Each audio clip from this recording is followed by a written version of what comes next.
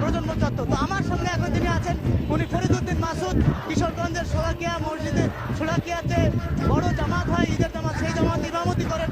উনি একটু আগে এসে এখানে সংহতি প্রকাশ করেছেন, আমরা তার সঙ্গে কথা বলবো।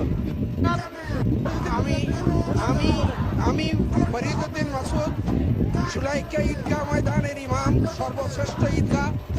আমি এর পক্ষ থেকে এই সমাবেশের সাথে একাত্মতা ঘোষণা করছি, সমাবেশের সাফল্য কামনা করছি এবং সকল রাজাকারদের, বিশেষ করে গোলাম আজম নিজামী, কাদির মোল্লা, সাইদি, এদের সকলের ফাঁসি এটা শুধু প্রত্যাশা নয়, এটা আমাদের স্পৃহা, এটা স্পৃহা আমাদের।